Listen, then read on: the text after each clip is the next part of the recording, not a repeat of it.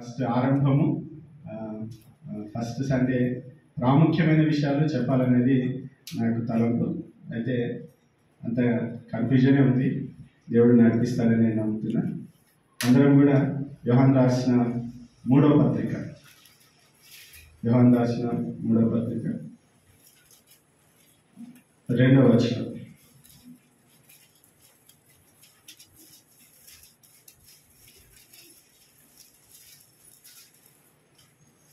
యోహాను రాసిన 3వ పత్రిక 2వ వచనం చదువు.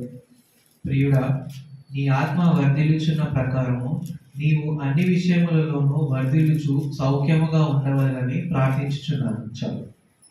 నీ ఆత్మ వర్ధిల్లుచున్న ప్రకారము అనేటువంటి మాట. నీ ఆత్మ వర్ధిల్లుచున్న ప్రకారం ఏం జరగాలట? మన ఆత్మ వర్ధిల్లడం అంటే తెలుసా? అభివృద్ధి చెందడం కదా. ఈ నూతన సంవత్సరంలో మనందరూ కూడా అనేకమైన ఆశలు, ఆలోచనలు ఉంటా ఉంటాయి. అవునా? నీవేలో చాలా రిజల్యూషన్స్ కూడా తీసుకుంటా ఉంటాం. ఈ సంవత్సరం అది చేయాలి, ఇది చేయాలి, కానీ రిజల్ట్స్ ఏముండవు కదా. తీర్మానాలు అయితే తీసుకుంటాం, కానీ ఫలితాలు ఏమి కూడా కనబడాయి. ఎందుకు కనబడాయి అని ఎప్పుడైనా ఆలోచన చేసిండ్రా? మనం కొన్ని అనుకుంటాం కదా, ఈ సంవత్సరం నేను ఇది చేయాలి, లేకపోతే ఆరంభంలో ఈ సంవత్సరంలో ఈ విషయంలో నేను ఇలా ఉండాలి అని మనము అనుకుంటాం. కానీ లాస్ట్కి వచ్చేసరికి 1 నెల 2 నెలల తర్వాత మళ్ళా యూజువల్గా అయిపోతూ ఉంటుంది. ఎందుకు ఇలా జరుగుతూ ఉంటుంది అంటే, ముఖ్యంగా దేవుడు ఇచ్చినటువంటి తలంపు ఏంటంటే, మనలో సమర్పణ ఉండడం లేదు. ఏం లేదు? మనలో ఏముంటలేదు? సమర్పణ లేదు. సమర్పణ అంటే తెలుసు, దానికి 2 పదాలు మనం పర్యాయ పదాలుగా వాడచ్చు. ఒకటి సబ్మిషన్ అని, రెండోది కమిట్మెంట్ అని. ఓకేనా? మనం కొన్నిటికి కమిట్ అయినాం అనుకోండి, ఏం చేస్తాం?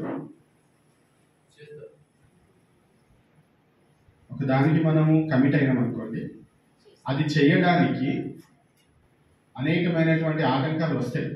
కానీ మనం ఏం చేస్తాం? వాటన్నిటి కూడా మనం పక్కకు నెట్టేసి ఆ పని అయ్యేటట్టు మనం చేస్తాం. అది కమిట్మెంట్ అంటే. ఒక మంచి మాట అంటే, కరెక్ట్ మీనింగ్ ఏముందంటే, కమిట్మెంట్ అంటే an engagement or obligation that restricts freedom of action.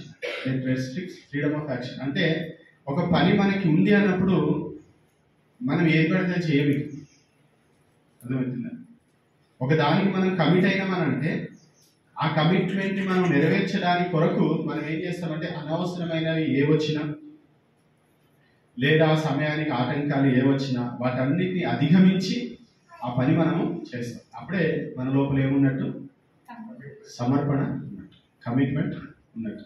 కాబట్టి నూతన సంవత్సరంలో నేను ఏం చెప్పాలనుకున్నా అంటే, ఈ నూతన సంవత్సరంలో అందరం కూడా సమర్పణతో మనం సాగిపోవాలి. ఎలా? సమర్పణతో మనము సాగిపోవాలి. ఎప్పుడైతే మనలో సమర్పణ ఉంటుందో, ఎప్పుడైతే మన లోపల ఆ దృఢమైనటువంటి సంకల్పం ఉంటుందో, మనము ఏది చెయ్యాలి అనుకుంటే అది ఖచ్చితంగా చేసి తీరుతాం. మనలో సమర్పణ లేదనుకోండి, మనం ఏ పని చేయలేము, ఏ పనిలో కూడా మనం విజయము సాధించలేము. అర్థమవుతుంది? కాబట్టి ఈ నూతన సంవత్సరంలో మొదటి ఆదివారమే మనం చేయాల్సిన పని ఏంటంటే, మనల్ని మనము కొన్ని వాటికి మనం ఏం చేయాలి? సమర్పించుకోవాలి. కొన్నిటికి మనం కమిట్ అవ్వాలి. మనం వర్ధిల్లాలి అనే మాట ఉంది కదా. ఆత్మ వర్ధిల్లుచున్న ప్రకారము అన్ని విషయములలో వర్ధిల్లుచు సౌఖ్యముగా ఉండాలని ఆయన ప్రార్థన చేస్తాం. మనం వర్ధిల్లుచు ఉండాలి, మన అభివృద్ధి చెందుతూ ఉండాలి, మనం ఎదుగుతూ ఉండాలి. అయితే ఎదుగుదల దేని మీద ఆధారపడిందంటే, మన సమర్పణ మీద ఆధారపడి. మనం ముఖ్యంగా ఈ యొక్క నూతన సంవత్సరంలో మెయిన్గా దేవుని బిడ్డలంగా, రక్షణ పొందినటువంటి వారంగా మనం ఏం ఆశపడతామనంటే, దేవుడు ఏం ఆశపడతాడంటే, మన లోపల ఫలాలు కావాలి, మనం ఎదగాలి, మనం బలపడాలి అని దేవుడు ఆశపడతాడు. దాన్ని సింపుల్గా చెప్పాలంటే, మనం ఆత్మీయంగా వర్ధిల్లాలి అని దేవుడు ఇష్టపడతాడు. మనం ఏం కావాలి? ఆత్మీయంగా వర్ధిల్లాలి అంటే ఆత్మీయతలో ఇంకొక స్థాయికి వెళ్ళాలి అనేది దేవుని యొక్క సంకల్పం. మనం 2024లో ఎలాగున్నామో అలాగే 2025లో ఉండడం దేవునికి ఇష్టం లేదు. అర్థమవుతుందా? 2024లో మనం ఎలా ఉన్నామో 2025లో అలాగే ఉండడం దేవునికి ఇష్టం లేదు. అందులో మనము ఎదగాలి, వర్ధిల్లాలి, అభివృద్ధి చెందాలి అని దేవుడు ఆశపడుతుంది. ఒక క్రైస్తవుని జీవితంలో అన్నిటికంటే ప్రాముఖ్యమైనటువంటి విషయము ఏంటిది అని అంటే మనం ఆధ్యాత్మికంగా వర్ధిల్లడం, మనం ఆత్మీయంగా బలం పొందుకోవడం, మనం ఆత్మీయంగా ఎదగడం అన్నిటికంటే ప్రాముఖ్యమైనది. మనం ఎప్పుడైతే దాని విషయంలో మనం శ్రద్ధ కలిగి ఉంటామో ఇతరవన్నీ కూడా సెట్ అయిపోతాయి. అర్థమవుతుందా? మనం చాలాసార్లు నిర్లక్ష్యం చేసేటువంటి అంశం ఏంటంటే నేను ఆత్మీయంగా వర్ధిల్లుతున్నానా, ఆధ్యాత్మికంగా నేను ఎదుగుతున్నానా లేదా అనేటువంటి విషయాన్ని మనం చాలాసార్లు విస్మరిస్తాము. ప్రాముఖ్యంగా 2-3 విషయాలు నేను బైబిల్లో జ్ఞాపకం చేస్తాను. ఒకటి, మనం ఆధ్యాత్మికంగా ఎదగాలంటే అన్నిటికంటే ప్రాముఖ్యమైనది ఏంటిది? ప్రార్థన జీవితం కదా. ప్రార్థన జీవితం. గడిచిన సంవత్సరంలో మీ ప్రార్థన జీవితం ఎలా ఉంది? అసలు ప్రార్థన చేసిందా? ఎలాంటి ప్రార్థనలు చేశారు? ఏ విధంగా ప్రార్థన చేశారు? ఎంతసేపు ప్రార్థన చేశారు? ప్రార్థన చేసి ఉంటారు, చేయకుండా ఉంటారు. ఎందుకంటే కనీసం కష్టాలు వచ్చినా దేవుడు అని అంటారు కదా, మనకు అలవాటే. అవునా? అట్లాంటి ప్రార్థన అంటలేదు. కష్టంలో దేవుడా చేసే ప్రార్థన గురించి మాట్లాడతారు. వ్యక్తిగతంగా నేను ప్రభుతో గడపాలి అనేటువంటి ఆశతో గడిపినటువంటి ఆ ప్రార్థన సమయం కొరకు నేను ఆలోచన చేస్తాను. నేను చాలాసార్లు చెప్తాను, ప్రార్థన అంటే అడుక్కోవడం కాదు, ప్రార్థన అంటే దేవునితో కొద్ది సమయము గడపడం. దేవుని సన్నిధికి వెళ్ళిన వెంటనే లిస్టు తీసేసి చదివేసి బయటికి రావడం కాదు ప్రార్థన అంటే. ప్రార్థన అంటే ప్రభు సన్నిధిలో కొద్ది సమయం మనము గడపాలి.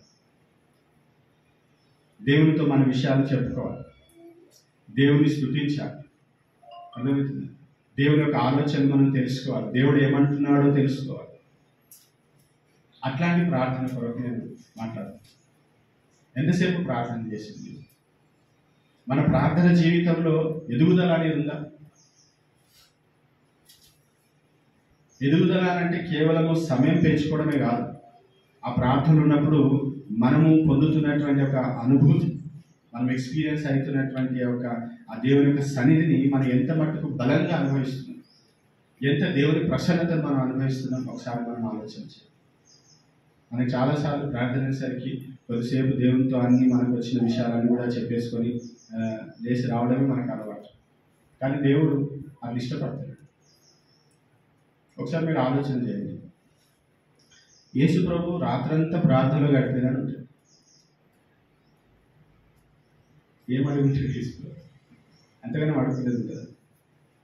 రాత్రంతా ప్రార్థనలో ఉన్నప్పుడు సమయం ఏర్పడదు అసలు. దేవుడు ఏం ఆశపడుతుందంటే అలాంటి ప్రార్థన జీవితం మనం కలిగి ఉండాలి. మనం సెట్ చేసుకోవాల్సిన ప్రాముఖ్యమైన విషయం ఏంటి? నా ప్రేయర్ లైఫ్ ఎట్లా, నా వ్యక్తిగత ప్రార్థన జీవితం ఎట్లా, మీరు సంఘంలో ఎంతసేపు ప్రార్థన చేస్తున్నారు, కుటుంబంలో ఎంతసేపు ప్రార్థన చేస్తున్నారు, ఇతరులతో కలిసి ఎంతసేపు అవన్నీ పక్క పెట్టేసి మీరు మీ దేవుడు, నేను నా దేవుడు, ఎంత సమయాన్ని నేను దేవుని సన్నిధిలో నేను గడుపుతున్నాను. ఆ గడిపేటువంటి సమయంలో నేను ఎలాంటివి నేను అనుభవిస్తున్నాను, దేవుని యొక్క ప్రసన్నత నేను ఎంత అనుభవిస్తున్నాను. మీరు ప్రార్థన చేస్తున్నప్పుడు దేవుని మహిమను, దేవుని స్వరాన్ని మీరు వినగలుగుతున్నారా? దేవుని ఫీలింగ్స్ మీరు అర్థం చేసుకోగలుగుతున్నారా? దేవుని ఉద్దేశాన్ని తెలుసుకోగలుగుతున్నారా? దాని గురించి మాట్లాడాలి. మనం చాలాసార్లు మనం ఎక్కడ ఫెయిల్ అయిపోతామంటే ప్రేయర్ అనేసరికి మనకి ఏదో ఒక ఆట. ప్రేయర్కి పర్టికులర్ టైం ఉండదు, మనకి ఉండాలని నేను కూడా చెప్పాను, కానీ ఉంటే మంచిదే. ఎందుకంటే కొన్నిసార్లు కొందరికి వీలవుతుంది, కొందరికి వీలు కాకపోవచ్చు. కానీ ఒక పర్టికులర్ సమయం అనేది మన జీవితంలో ఏముండాలి? ప్రార్థన సమయం అనేది మనము కలిగి ఉండాలి. అవునా? ప్రార్థన సమయం అనేది మన జీవితంలో కలిగి ఉండాలి. వ్యక్తిగతంగా నేను ప్రభుతో గడిపేటువంటి సమయం ఒకటి నేను కలిగి ఉండాలి. ఆ సమయంలో నేను ఇంకే పని కూడా నేను చేయను, అది ఎంత ఇంపార్టెంట్ అయినా కాదు. ఆ సమయంలో నాకు ఎంత ఎమర్జెన్సీ మీటింగ్ ఉన్నా, ఎలాంటి వారు మా ఇంటికి వచ్చినా నేనేం చేస్తా? ఆ సమయంలో నేను ప్రార్థన చేసుకుంటాను. కమిట్మెంట్ ఉంటే మనం చేస్తాం ఖచ్చితంగా. మన కమిట్మెంట్ ఉంటుంది, మనం ఏం చేస్తాం? అనుకూలంగా చేసుకుంటే చేసుకుందాం, లేకపోతే లేదన్నట్టుగా. మనం ప్రేయర్ లైఫ్ విషయంలో మన కమిట్మెంట్ ఉందనుకోండి, ఎలాంటి పరిస్థితులనైనా సరే మనం ప్రార్థన చేస్తాం. సింపుల్ ఎగ్జాంపుల్, దానియేలు గురించి ఒక మాట చూడండి. దానియేలు గ్రంథం 6వ అధ్యాయం. దానియేలు గ్రంథం 6వ అధ్యాయం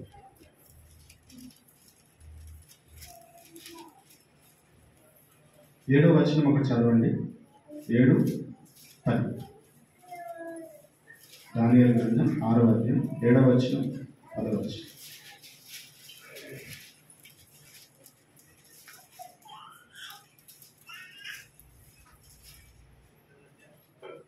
6వ అధ్యాయం 7వ వచనం 10వ వచనం. రాజ్యపు ప్రధానులు, సేనాధిపతులు, అధిపతులు, మంత్రులు, సంస్థానాధిపతులు అందరూ కూడి రాజొక ఖండితమైన చట్టము స్థిరపరిచి దానిని శాసనముగా చాటింపజేయునట్లు యోచన చేసింది. ఎట్లనగా 30 దినముల వరకు నీ యొద్ద తప్ప మరి ఏ దేవుని యొద్దనైనను మానవుని యొద్దనైనను ఎవడును ఏ మనవియు చేయకూడదు. ఎవడైనను చేసిన ఎడల వాడు సింహముల గుహలో పడద్రోయబడును. రాజా ఈ ప్రకారముగా రాజు శాసనము ఒకటి పుట్టించి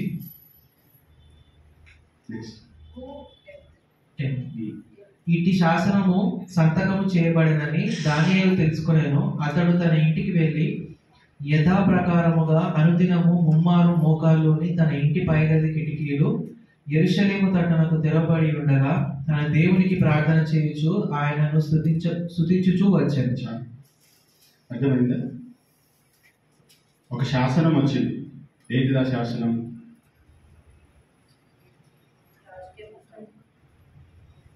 రాజశాసనం.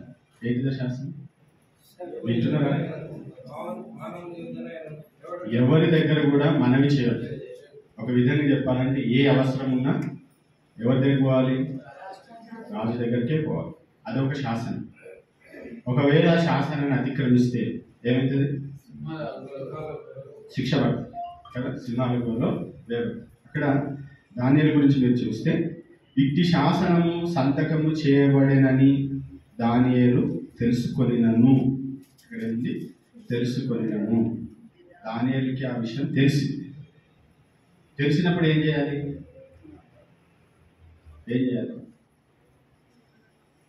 ప్రార్థన చేయొద్దు. కానీ ఆయన కమిట్మెంట్ ఏంటి తెలుసా? ఆయన సమర్పణ ఏంటి తెలుసా? ముమ్మారు మోకాలుంది ఆయన ఏం చేస్తున్నాడు? అర్థమైతే మనలో సమర్పణ ఉంటే ఏ శాసనముని కూడా మనము పట్టించుకో. అర్థమవుతుంది? మన శాసనం సంగతి పక్కన ఎవరైనా వచ్చి హలో అనేసరికి అర్థమైంది, ప్రార్థన ఎటో పోతుంది. ఒక చిన్న మెసేజ్ చాలు, ఒక చిన్న ఫోన్ కాల్ చాలు, ఇక కమిట్మెంట్ లేదు, పాడలేదు, అటే శాసనం వచ్చిందని తెలుసు దానియేలుకి. ఒకవేళ నేను ప్రార్థన చేస్తే నన్ను తీసుకుపోయి చేస్తానని తెలుసు. అయినా కానీ నా కమిట్మెంట్ ఏంటంటే నేను ముమ్మారు నేను ప్రార్థన చేయాలి, నేను చేస్తాను. మనకుందా సమర్పణ? సమర్పణ అంటే అదే అనమాట. మీకు స్టార్టింగ్లో చెప్పిన freedom of action. That restricts freedom of action. మనం ఏదంటే చేయలేము. మనకు ఒక కమిట్మెంట్ ఉన్నప్పుడు మనం కొన్ని విషయాలు చేయకూడదు కూడా. నిజంగా ఈ లోపల సమర్పణ. పాత నిబంధనలో నాజీరు చేయబడుట అనే ఒక వర్డ్ ఉంటుంది, తెలుసా? చదివింది ఎప్పుడైనా పాత నిబంధన? నాజీరు చేయబడడం అనేటువంటి దేవునికి ప్రతిష్ఠించుకోవడం అన్నమాట. వారు కొన్ని చేయొద్దు అన్నమాట. కొన్ని పనులు చేయొద్దు, కొన్ని తినొద్దు, కొన్ని తాగొద్దు. వారి జీవితకాలం అంతా అట్లాగే ఉండాలి, ఎట్టి పరిస్థితుల్లో చేయొద్దు. అలాగే దానియేలు ఇక్కడ ఏం సమర్పించినట్టు నేను ముమ్మారు ప్రార్థన చేయాలి దేవుని సన్నిధిలో. దానికి ఏది అడ్డొచ్చినా నేనేం చేస్తా? నేను పట్టించుకో.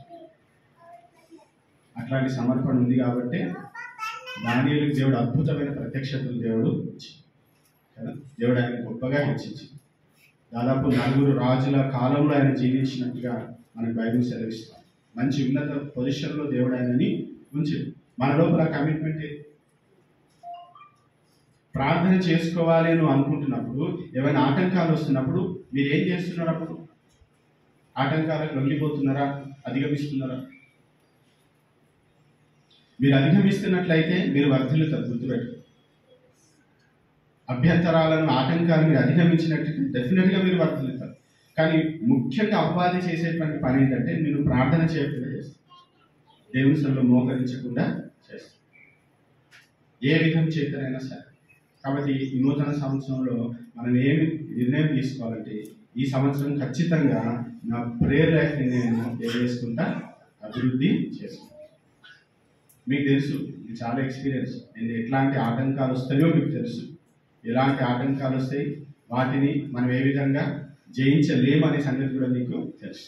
ఒక విషయం ఎక్స్పీరియన్స్ అయిన తర్వాత నెక్స్ట్ టైం మనం ఏం చేయాలి?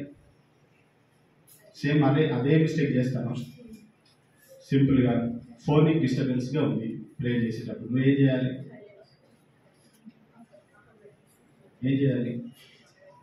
ఫోన్ ఆఫ్ చేసి, సైలెంట్ కాదు, ఫోన్ ఆఫ్ చేసి పక్కన పడేయాలి. అప్పుడు నీ ప్రార్థన చాలా సాఫీగా సాగుతుంది. నిజంగా నీ లోపల సమర్పణ, నిజంగా నేను ప్రార్థన చేయాలి దేవునితో అనుకుంటే అది మీరు చేయొచ్చు, తప్పేం లేదు. ఎంతమంది ఫోన్స్ ఆఫ్ చేస్తారు చెప్పండి? ప్రే చేస్తారు, సైలెంట్ పెడతారు కదా.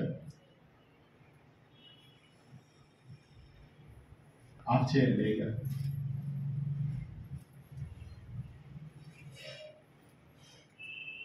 దేవుని కంటే ఎక్కువనా? మీ సమర్పణ ఇతరులను చూసి వారు ప్రభావితం అవ్వాలి. అర్థమవుతుందా? మన సమర్పణ ఇతరులను చూసి ఏం కావాలి? ప్రభావితం అవ్వాలి. నేను ఇంతకుముందు లాస్ట్ సండే ఎప్పుడు చెప్పిన కదా, ప్రొద్దున 9 o'clock నేను ఫోన్ ఆఫ్ చేస్తే 12 o'clock అక్కవారు ఏదైనా ఉంటే 9 ఫోన్ చేస్తాను. అన్న ఈ టైం అయిందంటే ఎవరు ఎటైనా పోని నేనేం చేయాలి? ప్రార్థన చేసుకోవాలి. మనం దేవుళ్ళం కాదు, గుర్తుపెట్టుకోండి. కొన్నిసార్లు మనం ఎట్లా ఫీల్ అవుతామంటే ఇక ప్రపంచం అంతా నేనే వెళ్తున్నా, నేనే మోస్తున్నా అన్నట్టుగా ఫీల్ అవుతాం. అంత అవసరం లేదు మనకి, అంత అవసరం లేదు. ప్రభు సన్నిధిలోనికి వెళ్తున్నారు, దేవుడు నేను ఏ విధంగా రమ్మంటుంటే ఆ విధంగానే రండి. కొంచెం మనసు అటు, కొంచెం మనసు ఇటు. ప్రార్థన చేయనప్పుడు ఏం చేయాలంటే తలుపులు వేసి అని ఉంటారు కదా, అన్ని తలుపులు వేసేయాలి, ఫోన్ తలుపులు కూడా వేసేయాలి. కానీ మనం ఏం చేస్తాం? తలుపులు వేస్తే కిటికీలు తెరుచుకుంటాం, అదికి ఏమన్నా రావాలి. ఏమైతే డెఫినెట్గా డిస్టర్బెన్స్ అనేది వస్తుంది కదా. నీవు నిజంగా ప్రార్థనలు ఎదగాలి. ఇది మన జీవితకాలం ఉండేదండి. ఏదో ఒక రోజు, 2 రోజులు, 1 నెల, 2 నెలలు కాదు, ఇది కొనసాగాలి. దేవుని చిత్తమైతే 2026లో మనం ప్రవేశిస్తాం కావచ్చు, అప్పుడు కూడా ఇది కొనసాగాల్సింది. 2027లో కూడా ప్రవేశిస్తాం కావచ్చు, అప్పుడు కూడా ఇది కొనసాగాల్సిందే. కాబట్టి ఇదేదో కొద్ది కాలం నేను మేనేజ్ చేసేది కాదు. నువ్వు ఖచ్చితంగా ఇది నువ్వు అలవాటు చేసుకోవాలి. నీ ప్రార్థన సమయంలో ఎట్టి పరిస్థితుల్లో దేనికి కూడా ఇచ్చేది లేదు, ఏ ఆటంకంలో కూడా లొంగేది లేదు. అప్పుడే ఏమైతాం? వర్ధిల్లుతాం, లేకపోతే లేదు. వర్ధిల్లుతుందని మీరు అనుకుంటారు కాబట్టి, కానీ అది కాదు. బాగానే ఉన్నా కదా, అది కాదు.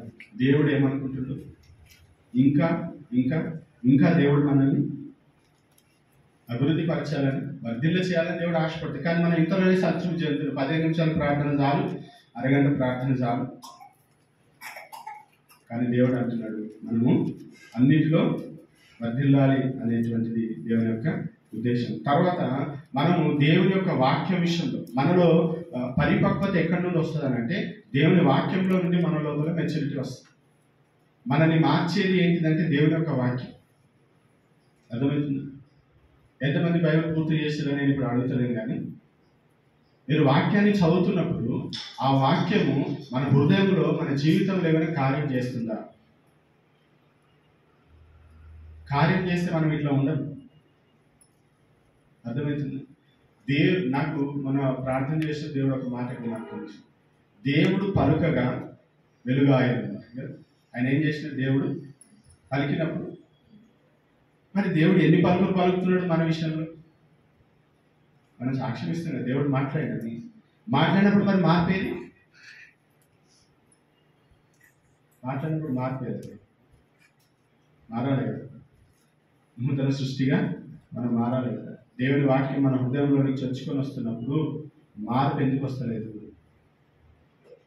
వాక్యాన్ని మనం ఎట్లా చదువుతాం, ఎలా చదువుతున్నాం, ఎంతసేపు చదువుతున్నాం, ఏ ఉద్దేశంతో చదువుతున్నావు?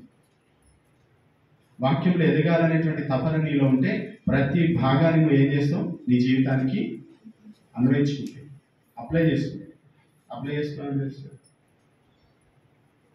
వాక్యం మన హృదయానికి, మన జీవితానికి అన్వయించుకోవాలి. వాక్యం ఇలా ఉంది కదా, మరి నేను ఇలా ఉంటున్నాను. వాక్యం తెలుసుకోవడం గొప్ప కాదు, వాక్య జ్ఞానం పొందుకోవడం గొప్ప కాదు.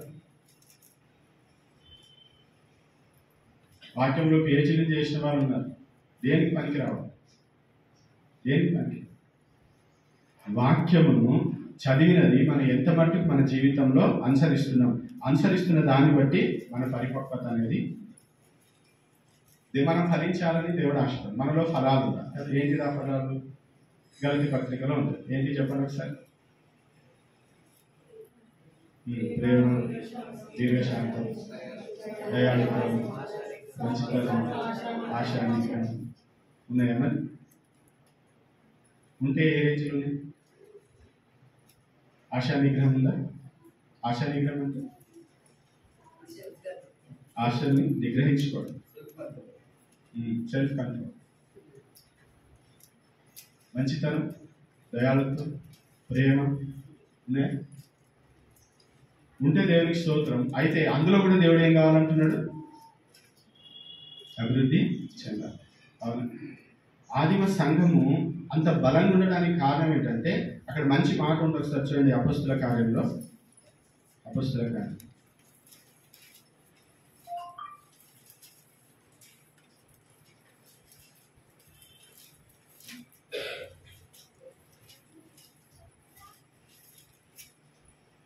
2వ అధ్యాయం 41-42 వచ్చిన. అపొస్తలుల కార్యాలు 2వ అధ్యాయం 41-42 వచ్చిన. కాబట్టి అతని వాక్యము అంగీకరించిన వారు బాప్తిస్మము పొందిరి.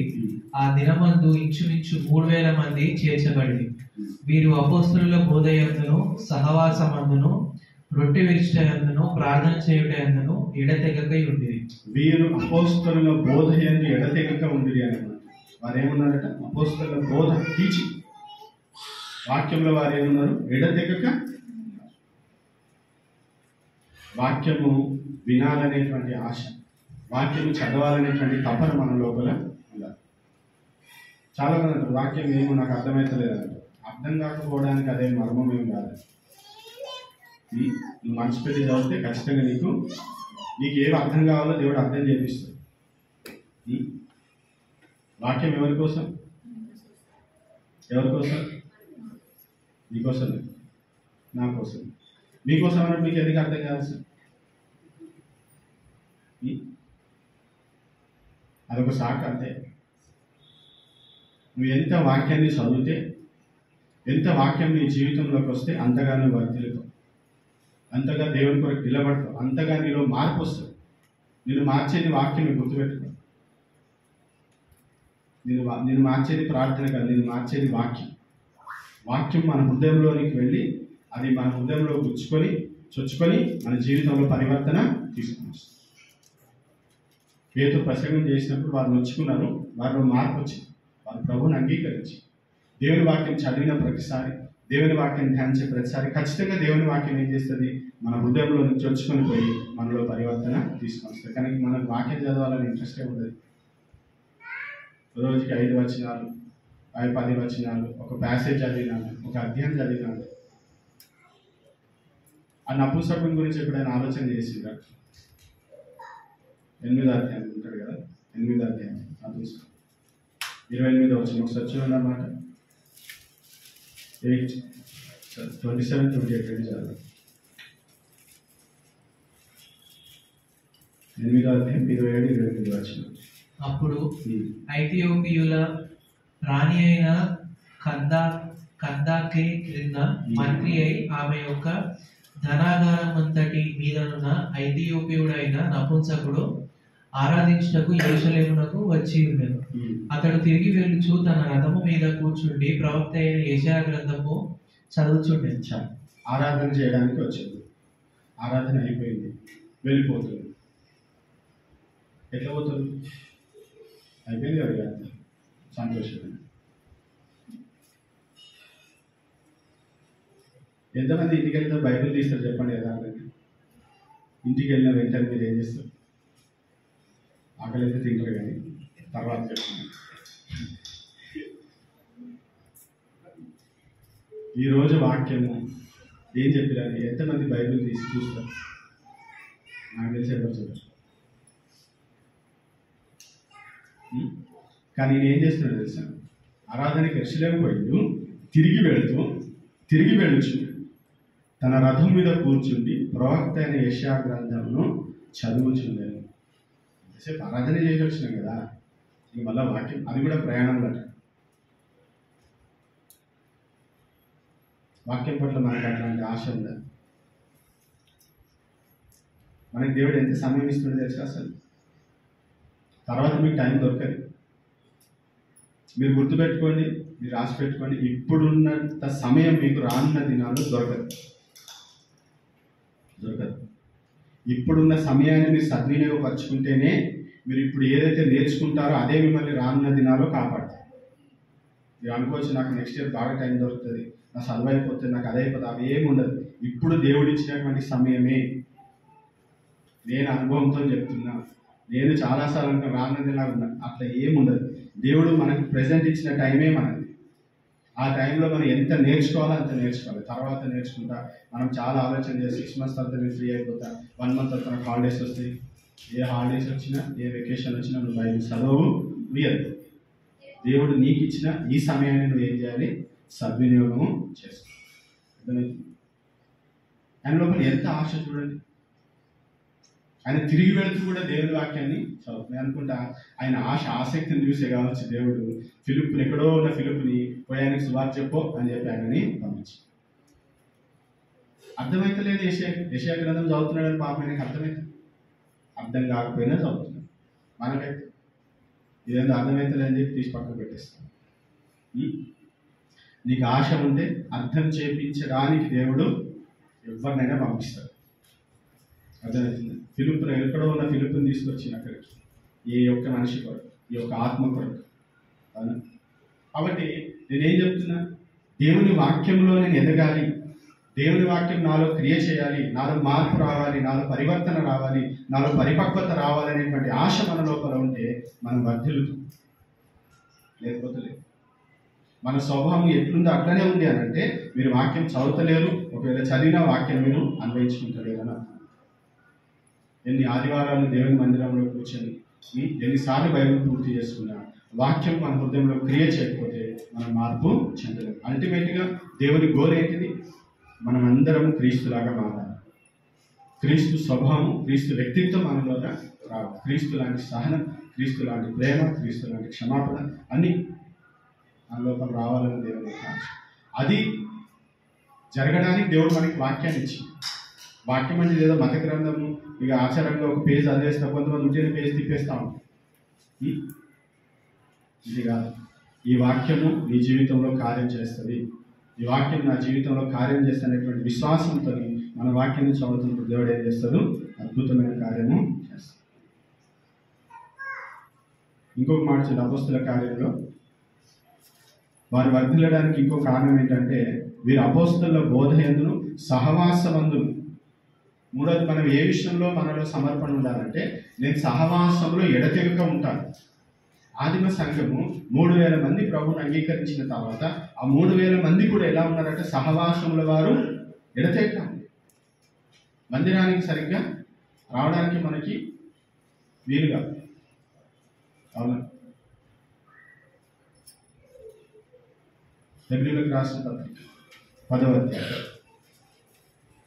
హెబ్రీయులకు రాసిన 10వ అధ్యాయం 24-25 వచ్చిన రెండు కలిసి ఉంటాయి. హెబ్రీయులకు రాసిన పత్రిక 10వ అధ్యాయం 24-25. కొందరు మానుకొనుచున్నట్టుగా సమాజముగా కూడుట మానక ఒకరినొకడు హెచ్చరించుచు ఆ దినము సమీపించుట మీరు చూచిన కొలది మరీ ఎక్కువగా అలాగూ చేయొచ్చు ప్రేమ చూపుటకును సత్కార్యములు చేయుటకును ఒకరికొకడు పురికొల్పవలనని ఆలోచిద్దురు. కొందరు మానుకొనుచున్నట్టుగా సమాజముగా కూడుట మానక. దేవుని యొక్క వాక్యం ఆయన ఏమన్నా ఆ దినము సమీపించుట మీరు చూచిన కొలది. ఆ దినం అంటే ఏ దినం? దేవుని రాకడ దినం సమీపిస్తున్న కొలది మీరు ఏం చేయాలి? మరి ఎక్కువగా మీరు కూడుకోవాలి. మరి ఎక్కువగా మీరు కూడుకోవాలి. మన లోపల ఒక సమర్పణ ఉండాలి. ఏంటిది? నేను ప్రతి ఆదివారము లేదా ప్రతి సహవాస కూడికలో నేను పాలు పంచుకుంటాను. నిజంగా ఈ సమయంలో నేను సోదర స్వప్న గారిని, ఉమాకాంత్ బ్రదర్ గారిని, సంపదేశ్వరి గారిని, చంద్రశేఖర్ వారు ఒకరైతే ఒక వారం కూడా తప్పేయలేదు. ఒకరు ఒక వారం, ఇంకొకరు 2 వారాలు ఉన్నారు. ఒకసారి ఆలోచన చేయండి. ఒక్క వారం కూడా తప్పకుండా రావాలని మనం అసలు తీర్మానం తీసుకుంటామా? మన యొక్క ప్రార్థన చేస్తుంది. నేను మనసులో అనుకున్నాను, మీ అందరికీ ఫస్ట్ ప్రైజ్ ఇవ్వాలని ఆశ. నాకు కూడా అట్లనే ప్రార్థన చేసి అందరికీ ప్రైజ్ ఇవ్వాలి ప్రభు అంటే అందరూ 52కి 52 వారాలు రావాలంటే రాగలమా? కమిట్మెంట్ ఉంటే ప్రార్థన చేయొచ్చు. ఎన్నో ఆటంకాలు వస్తాయి రావాలంటే. వాళ్ళని అడగండి, వాళ్ళకి ఆటంకాలు రాలేదా? ఆరోగ్యం బాగాలేని పరిస్థితులు లేవా? అయినా కానీ ఏం చేసేది? నేను దేవుని మందిరానికి రావాలనేటువంటి సమర్పణ నీలో ఉంటే నీకు ఏ ఆటంకము నన్ను ఏం చేస్తావు? వాటిని అధిగమిస్తావు. వారు చూడండి, వారు అనుదినం కదా, మన వారం ఒకసారి ఆదిమ సంఘం ఏం చేసింది? అనుదినము ఎడతెగక వారు సహవాసంలో వారు. ఎందుకు సహవాసం? మన సహవాసం లేదనుకోండి, మన దేవుడు ఎదగడం చాలా కష్టం. చాలా విషయాలు చెప్తాం మన సహవాసం గురించి. ఇంతకుముందు చాలా విషయాలు మనం నేర్చుకున్నాం. సహవాసం లేకపోతే మనం బలహీనంగా ఉంటుంది. మనం ఒకరినొకరు పురికొల్పుకోవాలన్నా, ఒకరినొకరు బలపరచుకోవాలన్నా మనకి సహవాసం చాలా అవసరం. మందిరానికి వెళ్ళడం అనేది ఎందుకు అని అంటే సహవాసం కొరకు. అర్థమవుతుందా? మనలాంటి ఆత్మీయులని మనం కలుసుకొని వారి జీవితంలో దేవుడు ఏం చేస్తున్నాడో తెలుసుకొని మన జీవితంలో దేవుడు ఏం చేస్తున్నాడో తెలుపుకోవడానికి మనం ఇక్కడ కూడుకుంటాం. సహవాసం అనేది అసలు వాస్తవానికి ఎప్పుడైతే తెలుసు? ఆరాధన తర్వాత అయ్యేది సహవాసం. మనం ఆరాధనలో పాలు పంచుకుంటున్నాం. ఆరాధన తర్వాత మీరు మాట్లాడుకుంటారు చూడండి, అది సహవాసం. ఒకరి విషయాలు ఒకరు తెలుసుకుంటారు చూడండి, అది సహవాసం. మనకు సహవాసం ఉండలేదు అసలు. ఒకరినొకరు బలపరచుకోవడానికి, ఒకరి విషయాలు ఒకరు తెలుసుకొని ఒకరికొకరు ప్రార్థన చేసుకోవడానికి మనకు బాధ్యతలే లేదు. అందుకని ప్రార్థన 5 నిమిషాలు అయిపోతుంది కదా. ఏం ప్రార్థన చేయాలి మనకి ఎవరు తెలియదు. అయితే మనకు తెలిసిన 4 ముక్కలు 4 నిమిషాలు అయిపోతుంది. ఇంకా వర్ధిల్లడం ఎక్కడ ఉంది చెప్పండి. ఆదిమ సంఘం ఏం చేసింది? సహవాసమందు వారు ఎడతెగక దేవుని మందిరానికి నేను రావాలి, దేవుని మందిరంలో నేను ఉండాలి, దేవుని బిడ్డలతో నేను సహవాసం చేయాలి, నేను దేవునిలో నేను బలపడాలి, ఎదగాలి అనేటువంటి తపన మన లోపల ఉంది. అప్పుడే మనకు వర్ధిల్లుతుంది. ఈ వారానికి కావాల్సినటువంటి శక్తిని దేవుడు మనకి దేవుని మందిరంలో అందరూ కలిసి ఆరాధన చేసి ఒకసారి ఆలోచన చేయండి. దేవుని మహిమ దిగి వస్తుంది. పరలోకంలో ఎందుకంత వెలుగు ఉంటాయి? దేవదూతలు అక్కడ ఏం చేస్తున్నారు? ఆయన పరిశుద్ధులు పరిశుద్ధులు పరిశుద్ధులు అని ఆయన మహిమపరుస్తున్నారు. అలాగే మనమందరం కూడా దేవుని ఆరాధిస్తున్నప్పుడు పరిశుద్ధాత్మ దేవుడు మన మధ్యలో దిగి వచ్చి మనందరినీ దేవుడు దర్శిస్తాడు. కాబట్టి మనం ఆత్మీయంగా ఎదగాలి అని అంటే మనము మన లోపల సమర్పణ నేను ఖచ్చితంగా దేవుని సన్నిధిలో నేను సమయాన్ని గడుపుతాను.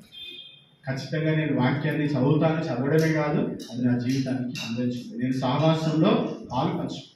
అక్కడ ఇంకో 2 మాటలు నేను క్లుప్తంగా చెప్పి నేను ముగించే ప్రయత్నం చేస్తాను.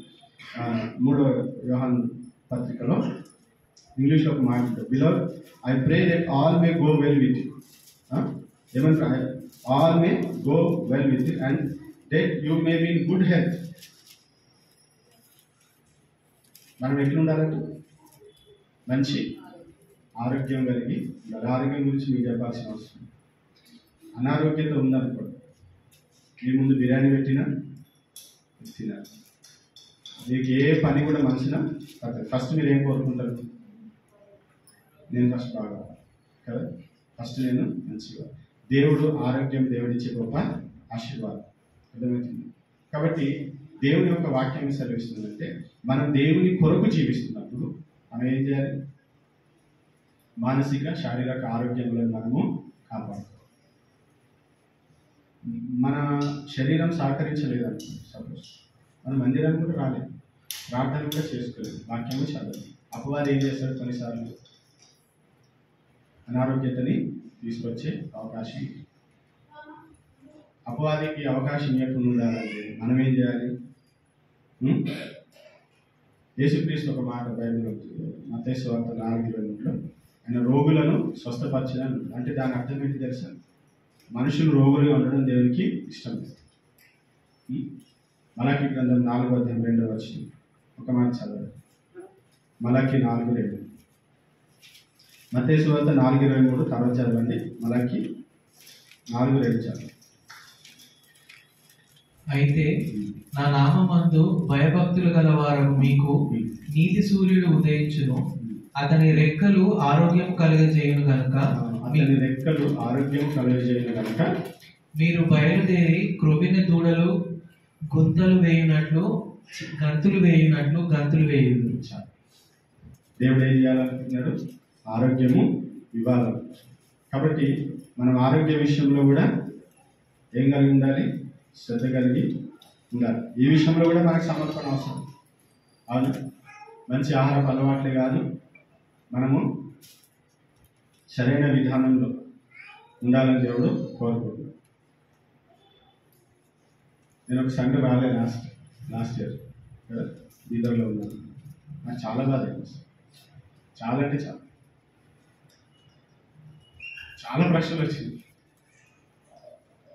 ఎక్కడ పొరపాటు చేసినా, ఎందుకు ఇలా చేసినా, ఎన్ని ఆలోచనలు వస్తాయి.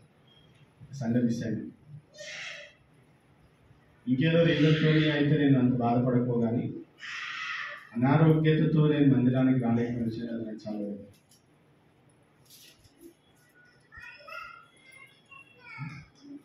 దయచేసి మంచి ఆహార అలవాట్లు వీటి గురించి మీకు బాగా తెలుసు. వాటి విషయంలో జాగ్రత్త కలిగి ఉండండి. నూతన సంవత్సరంలో మంచి ఆరోగ్యం దేవుడు. ఇక్కడ ఇంకొక మాట వాడింది అనమాట, అంటే that you may be prosper అనే వర్డ్ యూజ్ చేసిన ఒక ట్రాన్స్లేషన్. మనం ఆర్థికంగా కూడా ఏం కావాలి? వర్ధిల్లాలి అనేది దేవుడి యొక్క సంకల్పం. అర్థమవుతుందా? ఇందులో కూడా మనకి సమర్పణ ఉండాలి.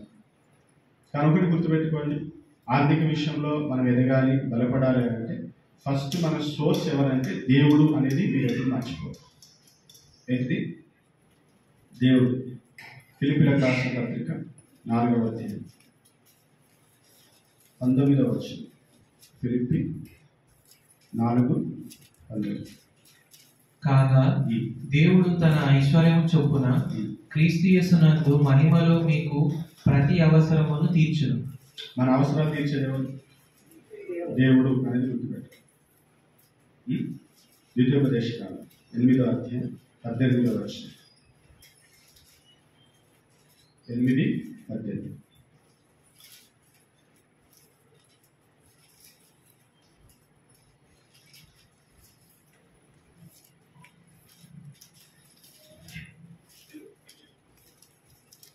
కాగా నీ దేవుడైన యెహోవాను జ్ఞాపకం చేసుకొనవలెను.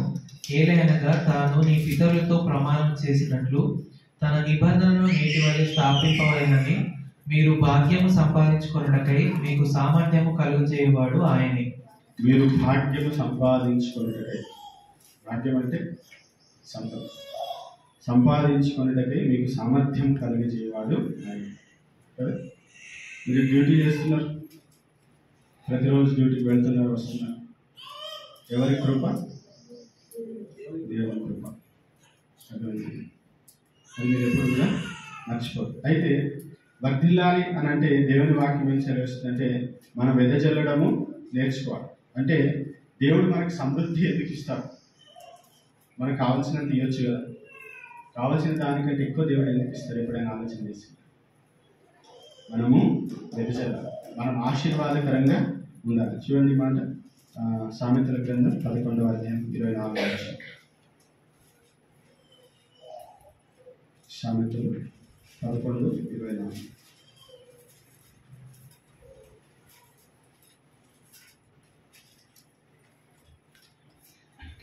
వెదజల్లి అభివృద్ధి పొందువారు కలరు, తగిన దానికన్నా తక్కువ ఇచ్చి లేనికి వచ్చేవారు కలరు. వెదజల్లి అభివృద్ధి చెందడం దేవుని సిస్టమ్. మీరు ఈ నూతన సంవత్సరంలో ఆర్థికంగా వర్ధిల్లాలి అని అంటే వెదజల్లడం అలవాటు చేసుకోండి. అర్థమవుతుంది? వెదజల్లడము అలవాటు చేసుకోండి. తగిన దానికన్నా తక్కువ ఇచ్చి లేవికి వచ్చేవారు కాదు, కానీ వెదజల్లిన వారు ఏమంటారు? అభివృద్ధి చెందుతారు. అంటే మనకు దేవుడు ఏదైనా ఇచ్చినప్పుడు దాన్ని మనం దేవుని మహిమ కొరకు వాడడానికి ఇష్టపడాలి. ఇంకొక మాట లూకాసు సువార్త 6:38 ఒకటి వెదజల్లితే మనం అభివృద్ధి చెందుతాం. 6:38 క్షమించుడి, అప్పుడు మీరు క్షమింపబడుదురు, ఇయుడి, అప్పుడు మీకు ఇయ్యబడును. అణచి కుదిరించి దిగజారునట్లు నిండు కొలతను మనుషులు మీ ఊరిలో కొలుతురు. మీరు ఏ కొలతతో కొలుతురో ఆ కొలతతోనే మీకు మరలా కొలవబడునని చెప్పాను. చూడండి, ఇయుడి ఇక్కడ ఏముంది? ఈయుడి ఎప్పుడు ఇచ్చినప్పుడే మీకు ఇవ్వబడుతుంది. ఎవరిస్తారు? దేవుడిస్తారు. అర్థమవుతుందా? మనం ఇచ్చే దగ్గర చాలా వెనుకబడిపోతున్నాం. మనం ఏం కావాలి? ఇచ్చేవాళ్ళని అభివృద్ధి చెందాలి. నేను ప్రతి ఇయర్ ఎండింగ్ వచ్చినప్పుడు నేను ఆలోచన చేస్తాను, నెక్స్ట్ ఇయర్ ఇంకెవరికి మనము సహాయము చేయొచ్చు కదా. ఈ సంవత్సరం యాజ్ యూజువల్గా మనం బైబిల్ సొసైటీకి హెల్ప్ చేయాలి, ఓకేనా? అది మర్చిపోకండి. ప్రతి సంవత్సరం చెప్పాల్సిన అవసరం లేదండి, విజయన్స్ వాళ్ళకి వాటికి. ఓకే, ఇంకో మాట అపోస్తుల కార్యము 20:35. అపోస్తుల కార్యము 20:35. మీరును ఇలాగ ప్రయాసపడి బలహీనులను సంరక్షింపవలననియు పుచ్చుకొనుట కంటే ఇచ్చుట ధన్యము అని ప్రభు అయిన యేసు చెప్పిన మాటలు జ్ఞాపకం చేసుకొనవలెననియు అన్ని విషయములలో మీకు మాదిరి చూపితినని చెప్పాను. పుచ్చుకొనుట కంటే ఇచ్చుట ధన్యం. ప్రయాసపడి బలహీనులను సంరక్షింపవాలని. మనం ధన్యులముగా ఉండాలి అనంటే ఎప్పుడు కూడా మన ఆలోచన ఏముండాలి? ఎప్పుడు బలహీనులకు నేను సహాయము చేయాలి. మన చుట్టూ ఉండేటువంటి మనం కూడా బలహీనులు. మన దగ్గర బాగా కోట్లు లేవు, కానీ మనకంటే బలహీనులు ఉన్నవారు ఉన్నారు. మనం ఏం చేయాలి? వారికి మనం సహాయము చేయాలి. దేవుడు మనకి ఏది ఇచ్చినాడో అందులో మనం దేవుని ప్రేమను మనము చూపించాలి, దేవుని ప్రేమను మనము ప్రకటించాలి. అప్పుడు వారు ఏం చేస్తారు? దేవుని మహిమపరుస్తారు. ఎప్పుడైతే ఆ ధన్యతలోనికి మనం వస్తామో దేవుడు మనల్ని వర్ధిల్లా చేస్తారు. కొరింథీయులకు రాసిన 2వ పత్రిక 9:6. వీటి గురించి చాలాసార్లు మనం ప్రస్తావిస్తూ ఉంటాం. 9:6.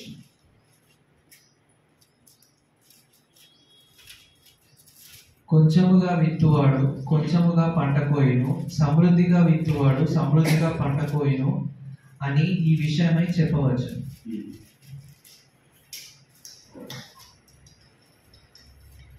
మనం ఏం చేయాలి?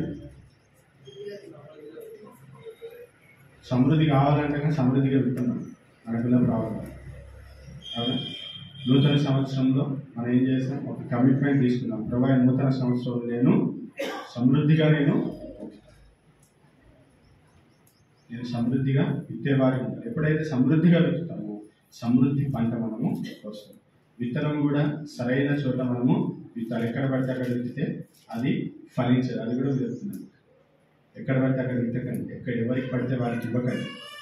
వాక్యానుసారంగా వాక్యాన్ని చదివి వాక్యానుసారంగా మనం ఇవ్వడము నేర్చుకోవాలా. దేవుడు మనల్ని ఆశీర్వదిస్తాడు. ఈ విషయంలో కూడా మనం ఒక సమర్పణ కలిగి మనలో కమిట్మెంట్ ఉందనుకోండి, డెఫినెట్గా ఇస్తాం.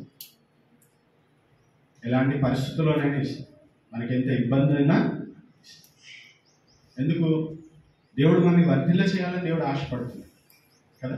మనం అన్ని విషయంలో వర్ధిల్లకపోవడానికి కారణం ఏంటంటే మన లోపల సమర్పణ లేదు. కాబట్టి ఈరోజు దేవుని సంఘంలో మనం ఒక తీర్మానం తీసుకోవాలి. సమర్పణకి కమిట్మెంట్ అని. కాబట్టి ఇంకొక మాట డెడికేషన్ అనే వర్డ్ కూడా వస్తుంది. డెడికేషన్ ఉండాలంటే మన లోపల డిసిప్లిన్ ఉండాలి, లేకపోతే దేవుని కార్యాలు మనము చూడాలి.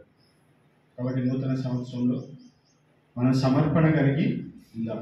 మన ఆత్మీయ విషయంలో, ఆరోగ్య విషయంలో, ఆర్థిక విషయంలో. ఎప్పుడైతే ఆ సమర్పణతో మనం సాగిపోతామో మనం అన్ని విషయాల్లో వర్ధిల్లుతాం. దేవుడు మనల్ని వర్ధిల్ల చేయడానికే ఇంకొక సంవత్సరంలో మనల్ని అడుగు పెట్టించాడు. కాబట్టి ఆ యొక్క దీవెనలు మనం పొందుకొని దేవుని మహిమ పరుస్తాం. ఇప్పుడు మనం ఫలిస్తాము, అప్పుడు దేవునికి మహిమ. మనం ఫలించకపోతే దేవునికి మహిమ రాదు. మన లోపల మార్పు రావాలి, మనలో అభివృద్ధి రావాలి, అర్థమవుతుంది. మనలో అన్ని విషయములలో ఫలములు కనబడాలి, అప్పుడే దేవునికి మహిమ వస్తుంది. కాబట్టి ఆ సమర్పణ మనలో లేకనే 2024 అట్లా గడిచిపోయింది, కానీ 2025 అలా గడపడానికి వీలు లేదు. మనం దేవునికి అప్పగించుకుందాం. ఎన్ని ఆటంకాలు, అవరోధాలు వచ్చినా మన సమర్పణలో మార్పు లేకుండా ముందుకి కొనసాగడం. అందరం ప్రార్థన చేసుకుందాం. ఒక నిమిషం అందరం ఒక నిమిషం ప్రభుత్వం